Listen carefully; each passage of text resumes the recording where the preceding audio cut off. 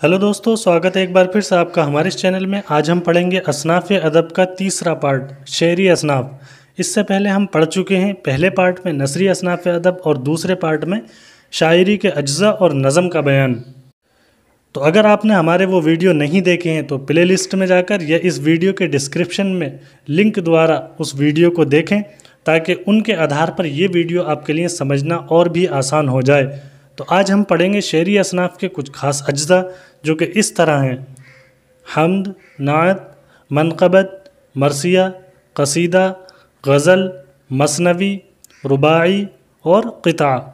तो इन सभी की तारीफ़ात को मिसाल से वाज़ेह तौर पर समझेंगे और कोई एक सिन्फ़ दूसरी सिन्फ़ से क्यों मुख्तलिफ है इस चीज़ को भी समझेंगे। तो चलिए बिना किसी ताख़ीर के शुरू करते हैं आज का सबक। सबसे पहले पढ़ते हैं हम्द को। हम्द के लुग़वी माना तारीफ़ के आते हैं।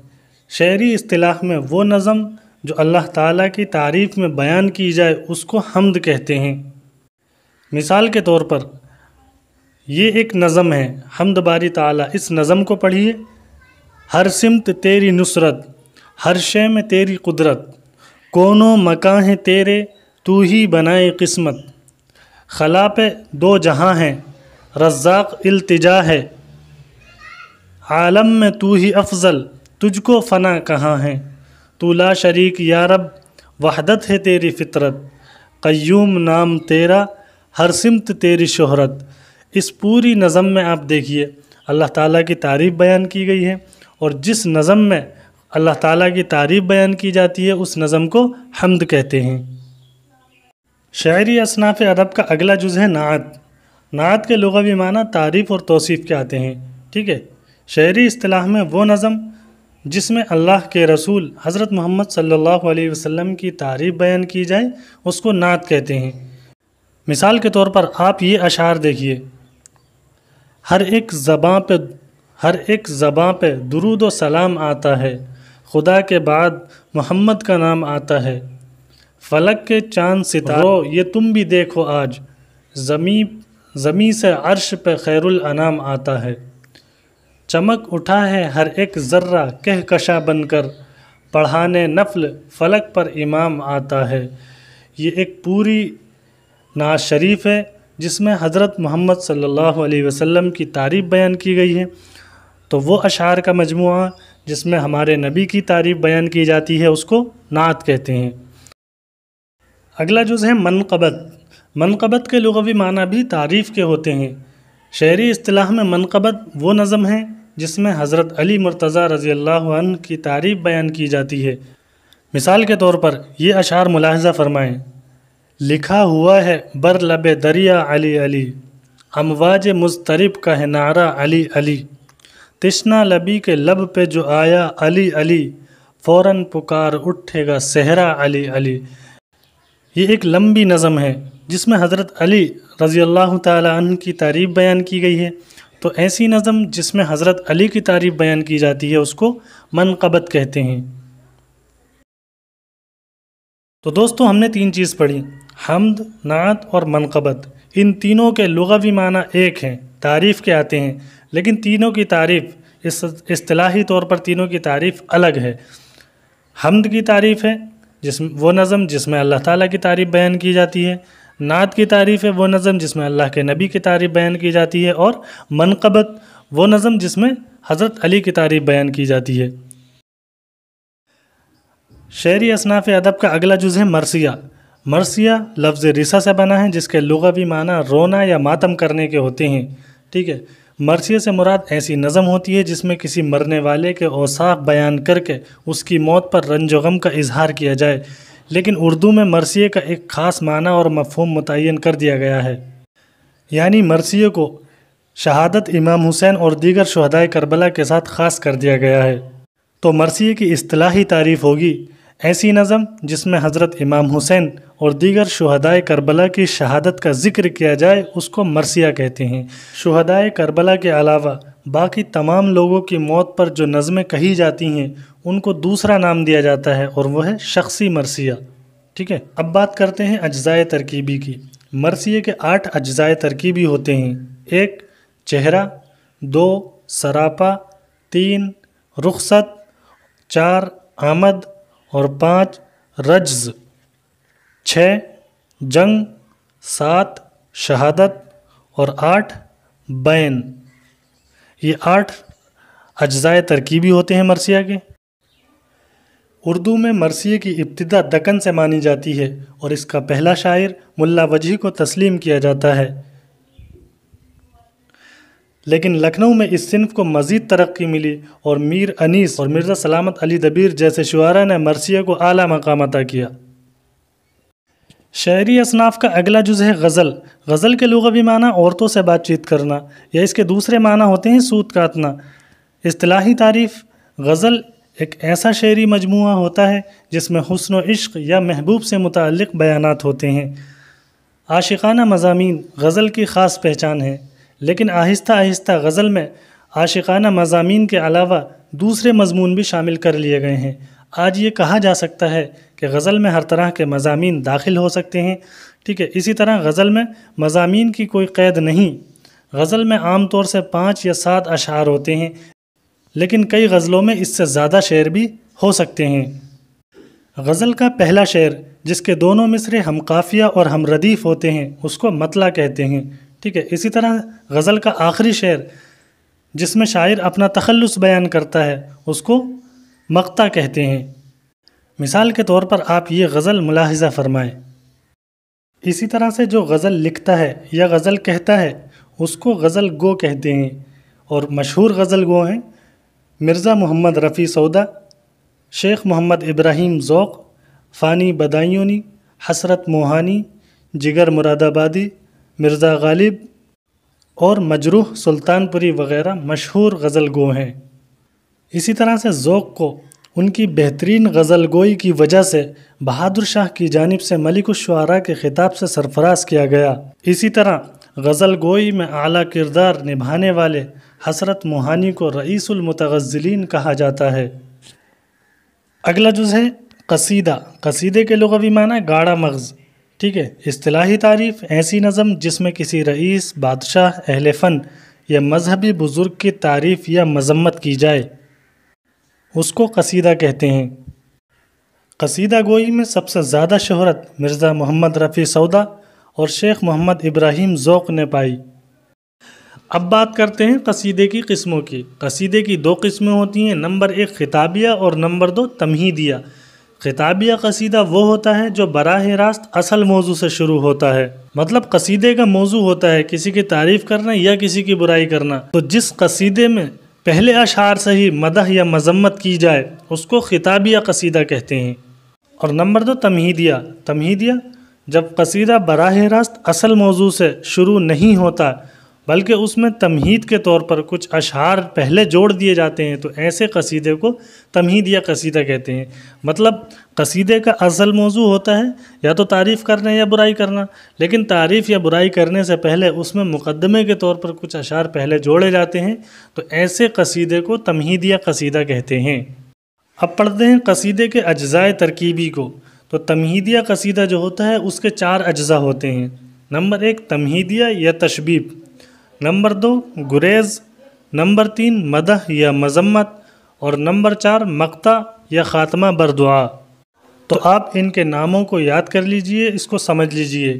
امتحان میں اس طرح سے پوچھ لیتا ہے کہ قصیدے کے اجزائے ترکیبی کتنے ہیں، یا ان میں سے کون اجزائے ترکیبی میں شامل ہے، یا ان میں سے کون قصیدے کے اجزائے ترکیبی میں شامل نہیں ہے۔ اس طرح سے سوالات میں آ جاتا ہے۔ تو دوستوں ہم نے پڑھا قصیدے کی تعریف کو اور اس کی قسموں کو۔ قصیدے کی 2 قسمیں ہوتی ہیں، خطابیہ اور تمہیدیہ۔ پھر تمہیدیہ قصیدہ جو ہوتا ہے اس کے 4 اجزائے ترکیبی ہوتے ہیں۔ یاد رہے کہ قصیدے کی 2 قسمیں ہوتی ہیں اور 4 اجزائے ترکیبی ہوتے ہیں۔ اجزاء میں اور قسموں میں کنفیوز مت ہو جائیے۔ اصناف شاعری کا اگلا جز ہوتا ہے مثنوی۔ مثنوی لفظ مثنیٰ سے بنا ہے جس کے معنی ہوتے ہیں 2 اس کی تعریف ہوتی ہے: مثنوی اس کلام کو کہتے ہیں جس کے ہر شعر کے دونوں مصرے ہم قافیہ ہوتے ہیں اور ہر شعر کا قافیہ بقیہ اشعار کے قافیے سے مختلف ہوتا ہے، ٹھیک ہے۔ مثال کے طور پر ہم آپ کے سامنے میر حسن کی مثنوی سحر البیان کے کچھ اشعار پیش کرتے ہیں۔ یہ اشعار پڑھیے: خفا زندگانی سے ہونے لگی، بہانے سے جا جا کے سونے لگی، نہ اگلا سا ہنسنا نہ وہ بولنا، نہ کھانا نہ پینا نہ لب کھولنا، جہاں بیٹھنا پھر نہ اٹھنا اسے، محبت میں دن رات گھٹنا اسے۔ تو دیکھیے پہلا شعر، دیکھیے پہلے شعر میں جو دو مصرے ہیں دونوں مصرے ہم قافیہ ہیں، اسی طریقے سے دوسرے شعر میں بھی ہم قافیہ ہیں، تیسرے اور چوتھے شعر میں بھی دونوں مصرے ہم قافیہ ہیں، ٹھیک ہے۔ مثنوی اسی کو کہتے ہیں کہ جس کے ہر شعر کے دونوں مصرے ہم قافیہ ہوتے ہیں، لیکن اگلی بات اس میں کہی تھی کہ ہر شعر کا قافیہ بقیہ اشعار کے قافیے سے مختلف ہوتا ہے۔ تو اس میں دیکھیے پہلے شعر کا قافیہ کچھ اور ہے، دوسرے کا کچھ اور، تیسرے کا کچھ اور ہے، اور چوتھے کا کچھ اور ہے۔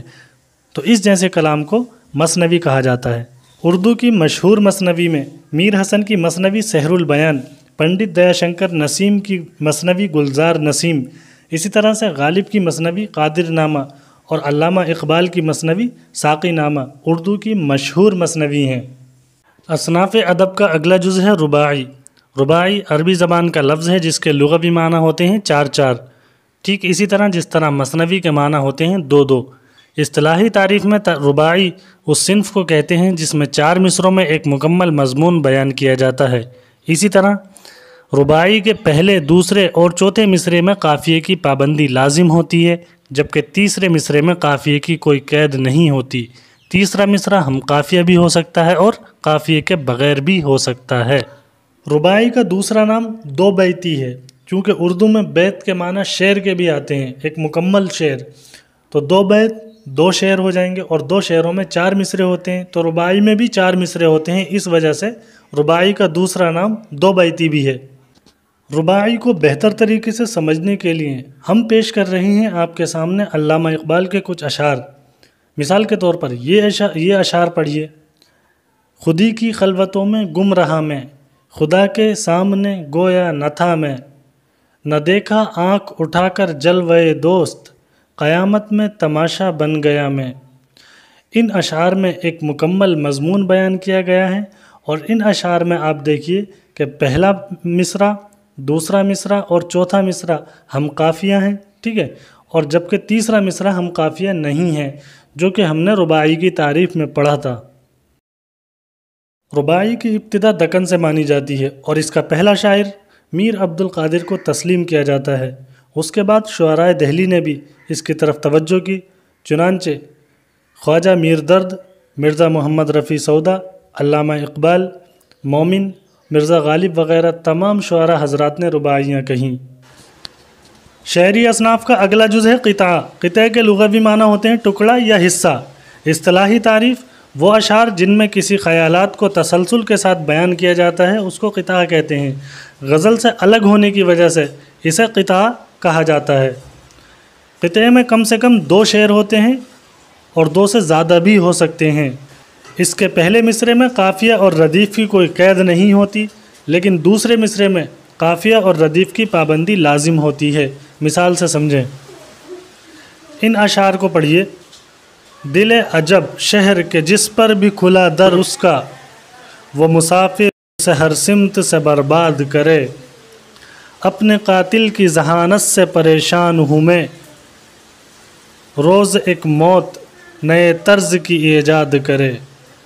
ان اشعار میں دیکھیے ایک بیان ہے مسلسل، اور ان کے پہلے مصرے میں ردیف اور قافیے کی کوئی قید نہیں ہے، جبکہ ہر دوسرے مصرے میں ردیف اور قافیے کی پابندی کی گئی ہے، تو اس جیسے اشعار کو قطعہ کہا جاتا ہے۔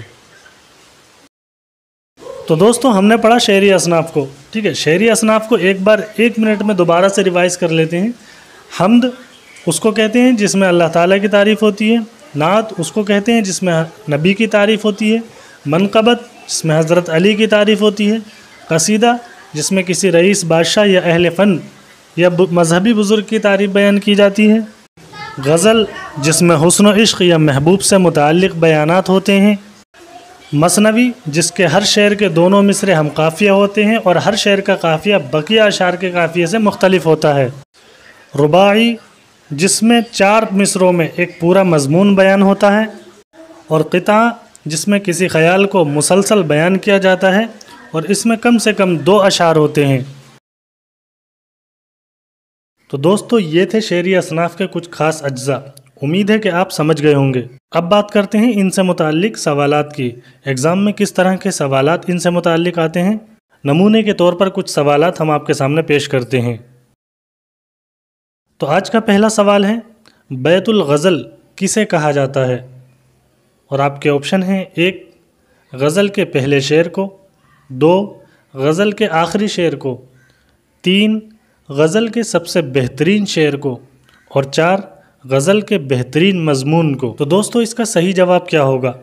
اپنے آپ کا آکلن کرنے کے لیے اور اس سبق کو آپ نے کتنا سمجھا، اس چیز کو جاننے کے لیے آپ اپنے جواب الگ سے نوٹ کر سکتے ہیں اور آپ اپنا مولیانکن بھی کر سکتے ہیں۔ تو اس سوال کا جواب دینے کے لیے ہم آپ کو کچھ سیکنڈ دیتے ہیں۔ اگر آپ کو اور زیادہ وقت چاہیے تو آپ ویڈیو کو روک بھی سکتے ہیں، لیکن کوشش کریے کہ سوالوں کے جواب جلد سے جلد دیں۔ تو دوستو اس کا صحیح جواب ہو جائے گا آپشن 3، غزل کا سب سے بہترین شعر جو ہوتا ہے اس کو بیت الغزل کہا جاتا ہے۔ اور اس کی مثال میں مجروح سلطان پوری کی غزل کا ایک شعر ہے، میں اکیلا ہی چلا تھا جانب منزل مگر لوگ ساتھ آتے گئے اور کارواں بنتا گیا۔ اس شعر کو بیت الغزل کہا جاتا ہے۔ سوال نمبر 2 ہے، مندرجہ ذیل میں سے کس کا تعلق غزل سے نہیں ہے؟ اور آپ کے آپشن ہیں: 1 جیلانی بانو، 2 اصغر گونڈوی، 3 شاد عظیم آبادی، اور 4 اکبر الہ آبادی۔ تو بتائیے ان میں سے کس کا تعلق غزل سے نہیں ہے؟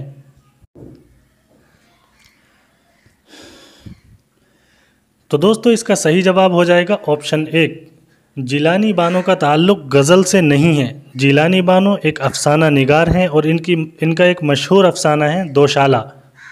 تو سوال نمبر 2 کا صحیح جواب آپشن 1 ہو جائے گا۔ اگلا سوال ہے، سوال نمبر 3، قصیدے کی کتنی قسمیں ہیں؟ قصیدے کی کتنی قسمیں ہیں؟ آپشن 1 2، آپشن 2 6، آپشن 3 اور آپشن 4۔ تو قصیدے کی کتنی قسمیں ہوتی ہیں میں آپ کو بتا چکا ہوں، آپ بھی سوچئے۔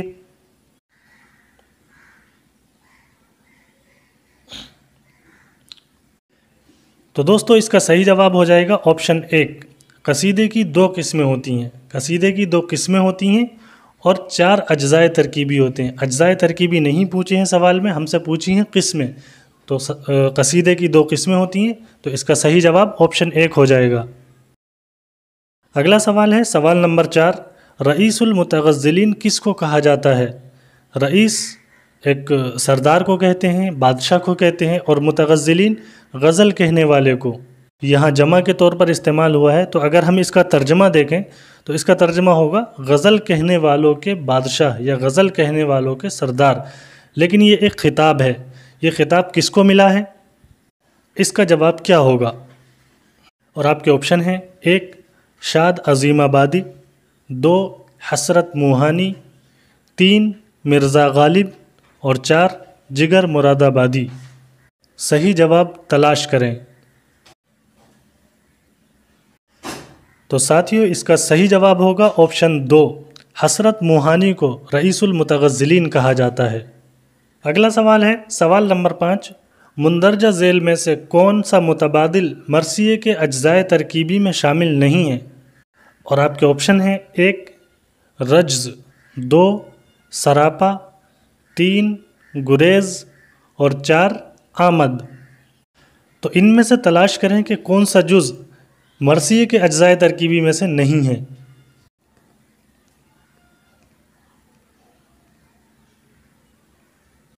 تو دوستو اس کا صحیح جواب ہو جائے گا آپشن 3 گریز۔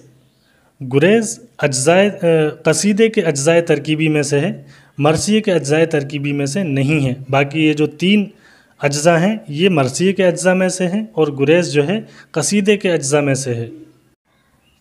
تو سوال نمبر 5 کا صحیح جواب آپشن 3 ہو جائے گا۔ تو دوستو ہم نے اصناف ادب کو 3 پارٹ میں پڑھا۔ پہلے پارٹ میں نثری اصناف جس میں افسانہ، داستان، ناول وغیرہ کو پڑھا۔ دوسرے پارٹ میں ہم نے پڑھا شعری اصناف جس میں ہم نے پڑھا تھا نظم اور اس کی قسمیں اور شاعری کے اجزاء جیسے ردیف، قافیہ، مقطع، مطلع، تخلص وغیرہ۔ اور آج تیسرے پارٹ میں ہم نے پڑھا ہے شعری اصناف جس میں ہم نے حمد، نعت، منقبت وغیرہ کی تعریف پڑھی۔ تو اس طرح سے ہم نے اردو اصناف ادب کو 3 حصوں میں تقسیم کیا ہے۔ امید ہے کہ آپ کو ہماری ویڈیو پسند آئی ہوں گی۔ آپ میں سے جس نے اصناف ادب پارٹ 1 اور پارٹ 2 کا ویڈیو نہیں دیکھا ہے تو ان دونوں ویڈیو کا لنک اس ویڈیو کے ڈسکرپشن میں موجود ہے، یا پلے لسٹ میں جا کر آپ یہ دونوں ویڈیو دیکھ سکتے ہیں۔ اور مجھے پورا یقین ہے کہ اگر آپ نے یہ 3 ویڈیو غور سے دیکھ لی تو اصناف ادب چیپٹر ہمیشہ کے لیے آپ کے دماغ میں سیٹ ہو جائے گا۔ تو دوستو آج کا ویڈیو یہیں پر ختم کرتے ہیں، ملتے ہیں نیکسٹ ویڈیو میں کسی اچھے ٹاپک کے ساتھ۔ تب تک کے لیے اللہ حافظ۔